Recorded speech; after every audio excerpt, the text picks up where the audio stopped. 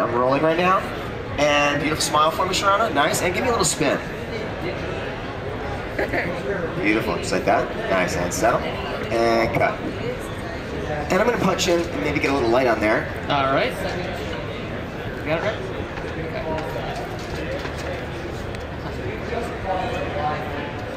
Nice, just like that. Beautiful right there. And maybe a little less. And then they roll down their carpet and they're good. I think we put a green side. Down. Nice, just like that. Good. Perfect. All right, we're gonna punch it again. Make sure we're nice and sharp. Looks good. All right, we're gonna roll a little video here, and let's have another little spin, Sharona. Beautiful right there. Love that. And cut. I'm gonna do a little pan as well. Little light to right. Thank you. Beautiful. Gorgeous smile right to me. Love that. And cut. All right, I'm gonna give this card down. All right, John, here you go. Thank you. So what I really love about this 4K video to still workflow is that I am using Adobe Premiere, and Adobe Premiere natively recognizes these 4K files. I just have to copy them from my card to the desktop, import them real quick into Adobe Premiere. I don't have to transcode, I don't have to proxy anything. In a matter of minutes, we're going to be looking at that 4K footage up on the screen. We'll be able to scrub through that video, and we'll be looking for a still frame to export as a TIFF and send to our printer. And you'll see just in a matter of minutes that it is possible to create a print from this 4K video file. So to give just a few minutes on my end, that'll be able to help you, John. Sounds good, Dan. So in my real life workflow, I do many different types of photography, many different types of filmmaking. In the still world, I'm a fashion, travel, and portrait photographer. And in doing videos, I do documentaries, some fashion, and short films as well. So if you were to ask me, is there one camera that allows you to do all those varied things? And for me, it's the 1DC. It's a great still camera, 18 megapixel, full frame sensor, weather sealed. You can go anywhere with it. You can go in the jungle, the desert, New York City. And then as a video camera, if you're going to be finishing in 1080, you can go up to 60p. You can shoot Super 35. And if you're doing that, it can seamlessly integrate with the C300. It shoots Canon log, which gives you a low contrast image, which is perfect for color grading later. And my favorite feature is the 4K. All right, John, so you can see up here on the screen, I've pulled up my screen so you can see it here, and we have that first clip up. Let me just do a quick rotation to my other clips. We're working on a vertical timeline, or a vertical preview, which is not very common, but just another, way to view things. We're simulating, we're doing this for a fashion company, so by doing it vertical, we're using the entire sensor. So here we are, we can scrub through this right here. You see a nice little smile, thanks Sharona, and a nice little turn. Settle with another smile. Clip number 2, we punched in a little bit, added some light. There's a nice little turn, and then clip number 3, you did a pan all the way across. Nice smile and a pause. So we're going to start at the top, and so in this workflow, we scrub through. I can be working with a photographer to make some pics. He can go back to shooting after he makes the pics, and I can be over here with the client. I can be over here with the art director, showing them the footage, helping them find those still frames that they like, that they might want to, print in addition to the photographer's prints. So let's start looking at some stills here, Dan. Okay. That's a nice one. Let's blow up on that. Go 100%, see how we're doing there. All right, so 100% just to do a quick focus check. That looks nice and sharp. All right, so let's mark that. All right, we'll mark that. I'll send it back to fit so you can see. And let's punch in. You like the punch-in shot. Good. And we'll see a spin here. And now you want to go frame by frame? Yeah, let's go a little further. Okay. Let me know when. Hold it right there. Go back a little bit. Let's see the chin up a little bit. Back 3 frames. Got it. What do you think? Check on focus on that. All right, let me do a quick focus check here. 100%. And nice and sharp. All right, good. Let's mark that one. Awesome. Marked it. All right, send it back to fit so you can see. Sounds good. Now that last clip, you pause for just a second. Let's look at that pause there. I have a couple here. Let me see where the pause starts. Right about here. This is where we're gonna start finding really sharp prints. All right, let's look at that. Right here. 100%. There we go, going up for a focus check. Sounds good.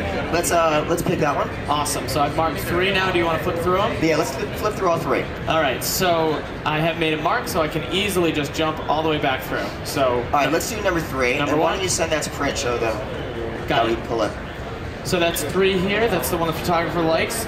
Simple button, export frame here. It's gonna allow me to save it in a variety of different formats. I'm gonna save it as a TIFF. Trying to capture the most information possible. Now let me open that up in Photoshop and show you that file. 1 second. Oh, hold on 1 second. Just have to change my destination for where I'm saving it. Alright, and here it comes up on the screen in just a second. There it is. And let me show you that file size. As you can see, 2160 by 4096. That's a lot of pixels to be dealing with here. Definitely enough resolution to do these size prints, magazine size, magazine quality, rolling off. So I'm going to check focus one more time. Nice in focus, and again, no color corrections. This just came straight out of the card, straight into Adobe Premiere. I didn't do any Photoshop correction, didn't do any Adobe Premiere correction, no sharpening. This is just how it is. So I am going to prep that to print, put a color profile on it for that specific printer, so we get just a nice, beautiful image. That'll be about 4 minutes till the print's ready to be looked at. All right, and why don't you start working on some video there, Dan? All right, and I'll work on a little video cut, because after all, this is a video shoot. We're shooting video. This isn't a photograph. This is a still frame from a 4K video. So I'll work on that over here. We'll wait for the printer. Take it away, John. One of the key things about this is how you're utilizing your workflow. So if you notice, in my video, I paused for a second before panning away. You're going to want to give yourself the most opportunity to get that sharp frame. So we chose to be at 160th of a second, at f4.5, give yourself a little depth of field, at 1600 ISO. We're shooting at 5500 Kelvin, so we know where our skin tone is going to be nice. So we're coming right out of a standard gamma with this. Some of the other features that are kind of great is the fact that you have 4K video in such a small package, and you're ready to go and shoot it right away. There's no powering up, there's no build time. Put a lens on, make sure you're shooting 4K, and you're ready to go. Just a quick little technical difficulty over here. Just got to do a quick restart on Photoshop, but then that's shooting right out. Sounds good. You can shoot with the cinema lenses with the EF mount. This one's a 50, one of my favorites. You can also use your L series lenses if you already own a lot of Canon glass. Another thing is the learning curve of shooting 4K is incredibly easy. Some of the other cameras, you have to go deep in menus. You basically have to teach yourself an entire new camera.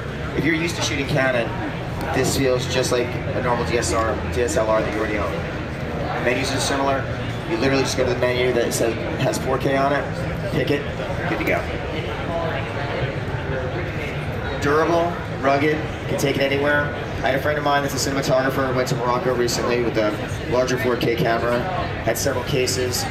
Got to do a shoot, but on the way back to New York, all the cases got caught in customs, and he didn't see it for 10 days.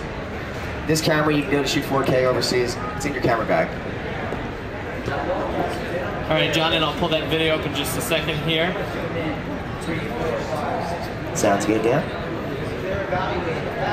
All right, and here that comes up. So we have a print rolling off in the next few minutes, so you'll be able to see that. And then this is just an example of taking that video that we just shot and doing a very rough cut.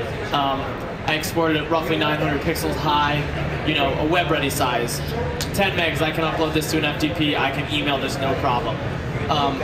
But we did shoot 4K, so down the road, a week from now, the client says, oh, great video, I want it 1080 from my Vimeo Pro site or whatever. So, boom, I go back, I do just another export to their settings, I have all that. But even still, you know, 4K monitors, those are all the buzz here. A few, you know, months from now, 6 months, maybe a year, people start really buying a lot of 4K monitors. Maybe this client has a 4K monitor in their store. They want to use the video we shot as a point of sale, just a nice display.